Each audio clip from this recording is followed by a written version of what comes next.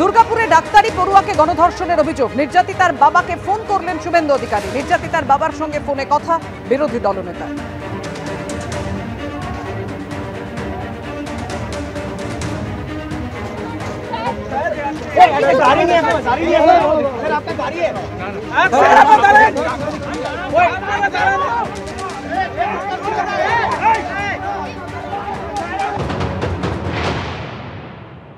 কেমন আছে মেয়েটি? আমার বলতে স্টেবল আছে। থানাওয়ালা এসেছিল যে 2-3 দিন এখানে থাকতে হবে তোমাকে, এইসব বলছে। আচ্ছা, আপনাকে প্রাইমারি মেডিকেল রিপোর্ট দিয়েছে? প্রাইমারি মেডিকেল রিপোর্ট আমাকে কিছু তো দেয়নি। রবিদা দিয়েছি, দেবে, ওরা দিবে বলেছে। গলায় আছে তো সঙ্গে আপনার? হ্যাঁ, গলায় আছে। আচ্ছা, আপনি বলাই আমাকে জানিয়েছে, পারিজাত তো দেখছে রাত্রে থেকে। আপনার ওই এফআইআরটাও করেছেন তো? বহুত আপনার অশেষ আশীর্বাদ, সবাই আমাকে বিশাল হেল্প করেছে। এফআইআরটা তো হয়েছে। হ্যাঁ। আর এই যে ছেলেটা ওর বন্ধু সঙ্গে ছিল?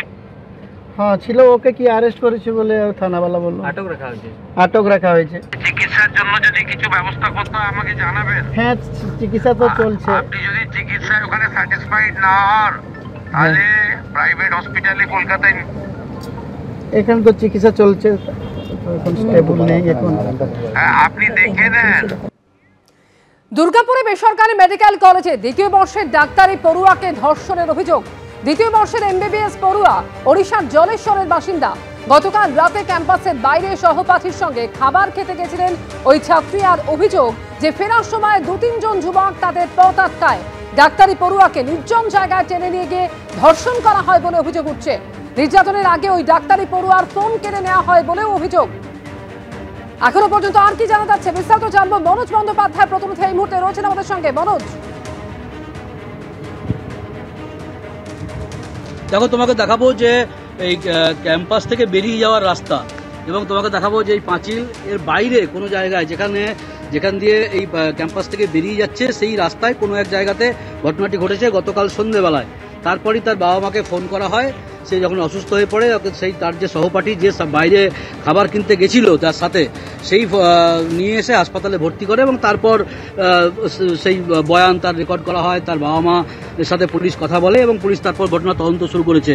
তোমাকে দেখাবো যে এই যে ক্যাম্পাসের পাঁচিলের বাইরে এই ঘটনা ঘটে কাল রাত্রেবেলায়, এবং তারপর যেটা অভিযোগ, যেটা বলা হচ্ছে যে বহিরাগত কয়েকজন তার ওই যুবক এবং যুবতী ওদের পথ আটকায় এবং তারপর এক যুবক তার সাথে ধর্ষণের ঘটনা ঘটে এবং আরেক যুবক তার মোবাইল ফোন কেড়ে নেয়। এই ঘটনার তদন্ত শুরু করেছে দুর্গাপুরের নিউ টাউনশিপ থানার পুলিশ। পাশাপাশি আসানসোল দুর্গাপুর পুলিশের কমিশনারেটের আধিকারিকরাও ঘটনাটি তদন্ত করছে। এবং যেটা পুলিশ সূত্রে বলা হচ্ছে যে অভিযোগ পাওয়া হয়েছে সেটা তদন্ত করে বেশ কিছু তথ্য পুলিশের কাছেও উঠে এসছে। অর্থাৎ এই যুবকের সাথে কেন ক্যাম্পাসের বাইরে রাত্রেবেলায় গেল, সেই যুবকের ভূমিকা কী ছিল, আর বহিরাগত যাদের কথা বলা হচ্ছে যে যারা আটকে ছিল, পথ আটকে ছিল, তাদের ভূমিকাই বা কী ছিল, ধর্ষণের ঘটনায় কে যুক্ত বা কারা কারা যুক্ত, গোটা বিষয়টি তদন্ত করে দেখা হচ্ছে। পুলিশ সূত্রে বলা হচ্ছে সব দিক খতিয়ে দেখেই বেশ কিছু তথ্য পুলিশের কাছে উঠে এসছে। পুলিশ ঠিক বলেছে যে ঠিক টাইমেই যখন আরো বেশি পুলিশ ইতিমধ্যেই তদন্ত শুরু করেছে, সে নিয়ে আবার আসবো। মনোজ, সঙ্গে থাকো আমাদের। ইতিমধ্যে নির্যাতিতার বাবা তারা ওড়িশা থেকে দুর্গাপুরে এসেছেন। নির্যাতিতার বাবা কি বলছেন শোনাবো আপনাদের।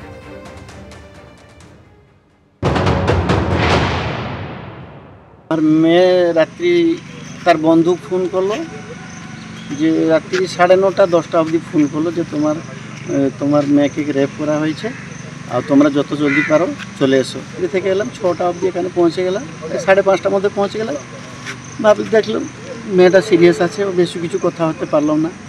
যা দেখলাম এখানে মেয়ে সুরক্ষিত নেই, আর তার বন্ধু একজনকে বাইরে নিয়ে গেছিল নাকি, এটা তো আমি ঠিক মতো শুনতে পারিনি।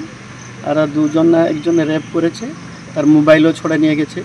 তো আমার কথা বলছে ওই ছেলেটা কিভাবে সিকিউরিটি গার্ড সামনে থাকতে থাকতে কিভাবে বাইরে গেল। চলে আমার মেয়েটা তো চালাক নয়, ও নিয়ে গেল। তারপরে 2 জন কি এলো, দেখি একজন রেপ করেছে আর 2 জন পালিয়ে গেল, ফের ঘুরে এলো, আর মোবাইলটা ছড়ে নিল, 200 টাকাও ছড়ে নিল। ওর কি মেয়ে বলছে যদি তুই আর কিছু যদি বলবি তোকে মেরে দিব, 3000 টাকা আমাকে দিবি, এইভাবে কে বলেছে? এটা ছেলেটা, সেই ছেলেটা। আমি যখন এলাম পুলিশ ইনভেস্টিগেশন করেছিল, বলবো আমার উপরে ভরসা রাখুন। কমপ্লেন করেছেন? হ্যাঁ, কমপ্লেন করেছি। ওরা বয়ান রেকর্ড করেছে আমার মেয়ের কাছে। তো ওরা বলে যে আমরা ইনভেস্টিগেশন করব, আমি দোষীদের জন্য কার্য অনুষ্ঠান করব। সরাসরি আরো একবার কথা বলবো, মনোজ বন্দ্যোপাধ্যায় রয়েছেন আমাদের সঙ্গে। অর্থাৎ মনোজ, একাধিক অভিযোগ সামনে আসছে, ক্যাম্পাস সংলগ্ন একটি নির্জন জায়গায় এই ঘটনা ঘটেছে বলে অভিযোগ উঠছে। পুলিশ তো আশ্বাস দিয়েছে, কিন্তু তদন্ত কোন পর্যায়ে?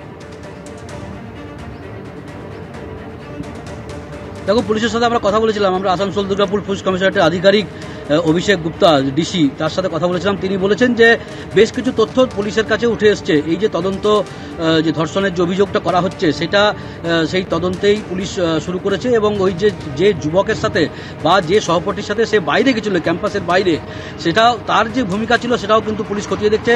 তাকেও দীর্ঘক্ষণ ধরে জিজ্ঞাসাবাদ করা হয়েছে যে কেন রাত্রি 8:30টার পর সে ক্যাম্পাসের বাইরে গেছিল, তার কি ভূমিকা ছিল এবং তারা ঠিক কোন জায়গাটায় গেছিল সেটাও তদন্ত করে দেখা হচ্ছে। এবং তারপর বহিরাগত যে যুবকদের কথা বলা হচ্ছে, তারা যারা পথ আটকায়, তারা কতজন সংখ্যায় ছিল, তারা ঠিক কি ঘটনা ঘটেছিল, সবটাই কিন্তু তদন্ত করে দেখা হচ্ছে। এবং পুলিশের দাবি যে তাদের কাছেও বেশ কিছু তথ্য উঠে এসছে এই ঘটনার সম্পর্কে, এবং কারা কারা যুক্ত এই ঘটনায়, ওই যুবকের কোনো ভূমিকা আছে কিনা, নাকি বহিরাগতরাই গোটা ঘটনাটা ঘটিয়েছে, সবটাই কিন্তু তদন্ত করে দেখা হচ্ছে। এবং বেশ কিছু তথ্য পুলিশের কাছে এসছে।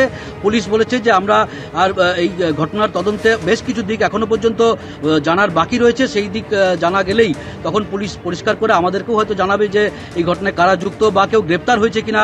সব দিক খতিয়ে দেখেই তদন্ত শুরু করেছে আসানসোল দুর্গাপুর কমিশনারেটের পুলিশ, এমনটাই পুলিশের তরফ থেকে কিন্তু বলা হয়েছে। ধন্যবাদ মনোজ।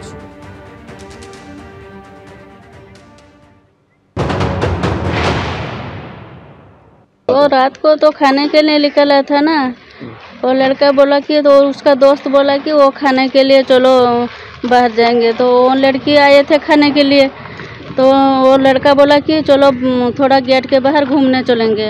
मेरा लड़की बोला कि नहीं नहीं, घूमने नहीं चलेंगे, खाना खा के चले जाएंगे। वो लड़का बोला कि थोड़ा घूमने चलेंगे। तो घूमने गए थे बाहर, गेट के बाहर। वो लड़का 3 लोग को आके पीछा किया, तो वो लड़का जो साथ ले गया था वो जंगल की तरफ भागा। तो मेरा लड़की भी इसके पीछे भागा, वो लड़का गायब हो गया, कहाँ छुप गया। मेरा लड़की को वो अकेला देख के वो 3 लोग ले गए और 2 लोग आ गए, जंगल में ले गए। और एक लोग उसके साथ गंदा काम किया और उसका मोबाइल छीन लिया। बोला कि सुबह 3000 रुपया देगा तो मोबाइल दूंगा, नहीं तो नहीं दूंगा, और चिल्लाएंगे तो मार दूंगा जान से। রাজ্যের সব টোটোকে অস্থায়ী এনরোলমেন্ট নম্বর দিয়ে রেজিস্ট্রেশনের সিদ্ধান্ত নিল পরিবহন দফতর। কিউআর কোড দেওয়া স্টিকার লাগানো হবে সব টোটোর গায়ে। চিহ্নিতকরণের কাজ শেষ হওয়ার পর টোটো চলার রাস্তা বেছে দেওয়া হবে বলে জানিয়েছেন পরিবহন মন্ত্রী স্নেহাশিস চক্রবর্তী। পুলিশ, পরিবহন দফতর এবং ইউনিয়ন মিলে 13ই অক্টোবর থেকে 13ই নভেম্বরের ডেডলাইনের মধ্যে চিহ্নিতকরণ প্রক্রিয়া শেষ করবে বলে জানানো হয়েছে।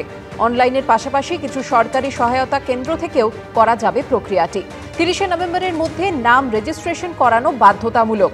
যারা করবেন না তাদের টোটো রাস্তায় চলতে দেওয়া হবে না বলে জানিয়েছে পরিবহন দফতর।